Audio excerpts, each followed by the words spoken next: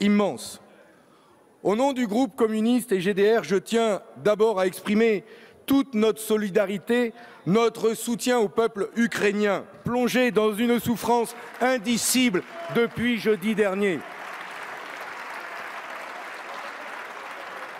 Et c'est bien sûr d'abord à lui, à toutes ces femmes, à ces hommes, ces enfants, exposés au feu des bombes, à ces familles entières, contraintes à l'exil, que nous pensons en tout premier lieu. Nous sommes à leur côté, la France est à leur côté. Je souhaite à cet égard, Monsieur le Premier ministre, que nous puissions nous organiser collectivement pour organiser dans chaque commune de France l'accueil des familles et des réfugiés ukrainiens et que chaque pays de l'Union européenne prenne ainsi sa part et fasse vivre pleinement le droit d'asile. Je veux aussi pouvoir dire ici ma condamnation la plus ferme, la plus implacable du choix des armes et du sang fait par le président russe. Vladimir Poutine, l'irresponsable, le va-t-en-guerre, qui distille depuis des années le poison du nationalisme, qui s'appuie sur ses amis d'extrême droite partout en Europe et en France. Poutine, qui s'apprête à sacrifier les peuples, le peuple ukrainien d'abord, mais aussi le peuple russe qui aura à souffrir durement des graves conséquences de ce conflit. Poutine qui a déjà semé dans son pays la pauvreté, les inégalités et la violence. Lui encore, qui aujourd'hui ose brandir la menace de l'arme nucléaire faisant fi des tragiques événements que furent Hiroshima et Nagasaki. Le président russe met en péril l'avenir de l'humanité, l'avenir de nos enfants, avec cette froideur et ce cynisme qui caractérisent les régimes autoritaires. Il ne trouvera dans cette guerre que la désolation pour son peuple, l'effondrement pour son économie et le déshonneur pour son régime. Oui, je le dis, nous le disons, la France et tous les pays mobilisés aujourd'hui, en Europe et dans le monde, doivent prendre des sanctions politiques, diplomatiques, économiques, fortes, afin de contraindre le président russe au cessez-le-feu, le contraindre à s'asseoir à la table des négociations et mettre un terme à son offensive. Et j'en profite pour saluer aussi le monde du sport et de la culture qui prend toute sa place dans ce combat international.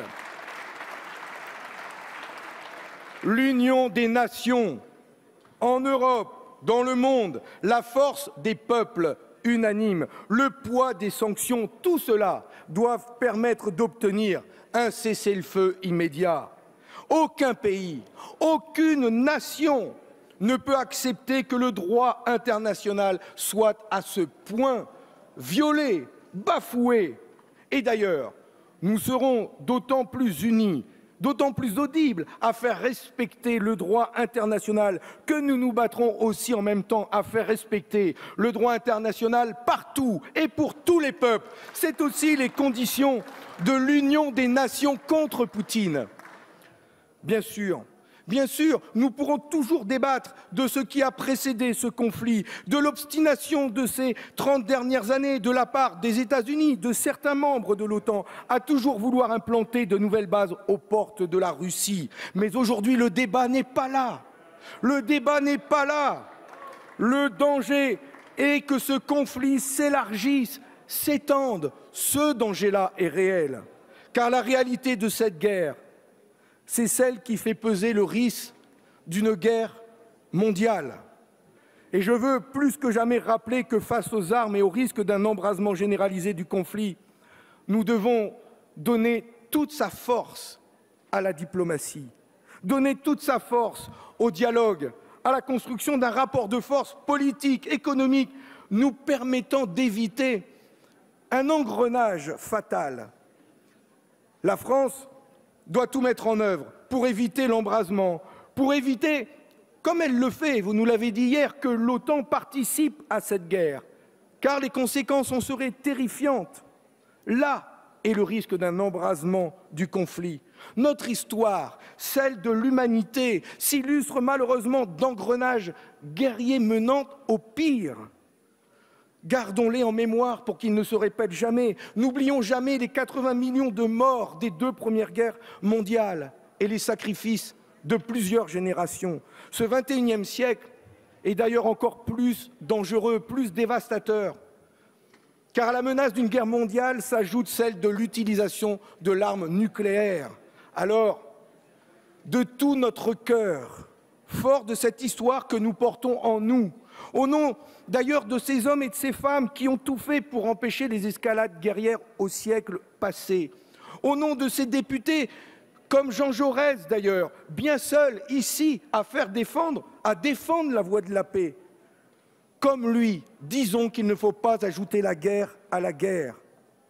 Parce que la course aux armements engagée au cours de ces dernières années par les grandes puissances fait peser sur le monde, sur les peuples, sur la jeunesse, la menace d'une destruction à grande échelle.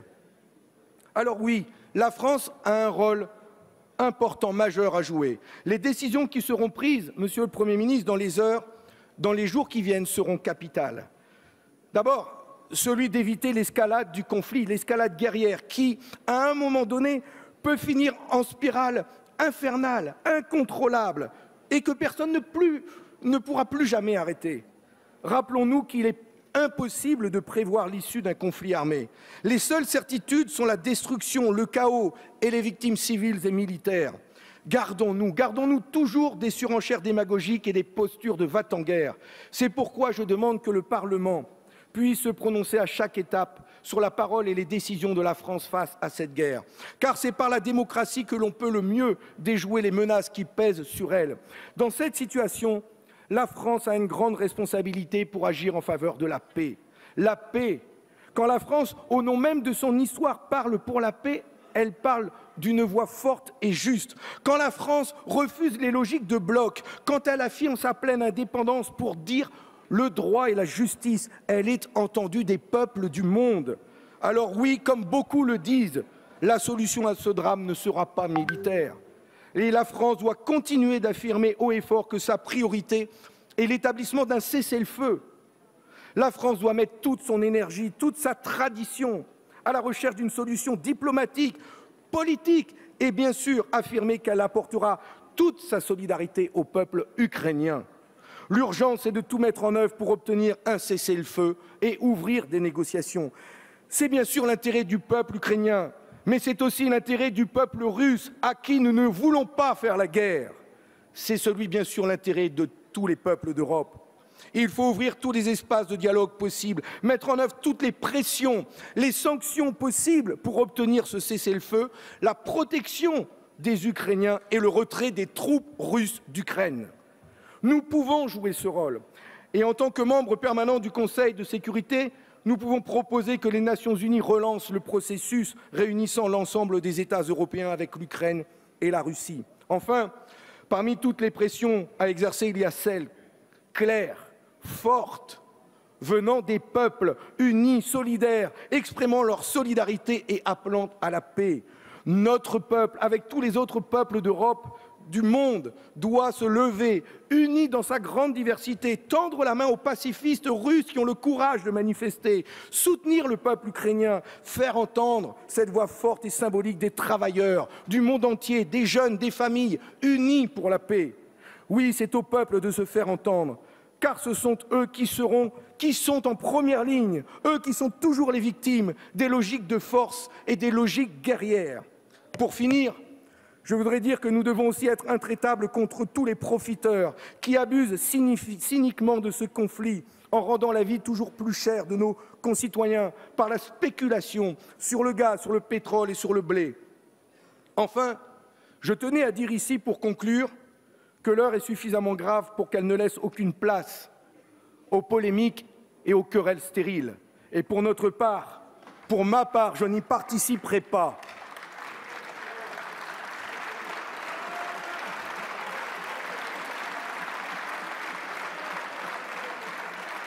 Et je vous le dis ici, nous apporterons notre contribution, toute notre contribution, pour faire entendre notre voix, la voix du peuple de France en faveur de la paix et pour l'unité des Français pour la paix.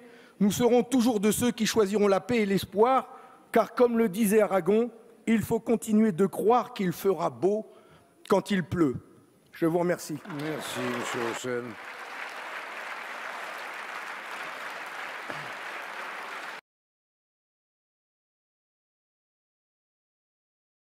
Prévert a dit « Quelle connerie la guerre !»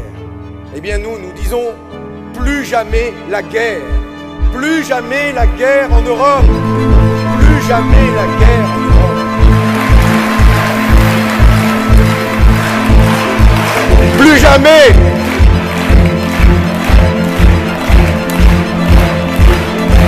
Oui, quelle connerie la guerre. Quelle connerie la guerre.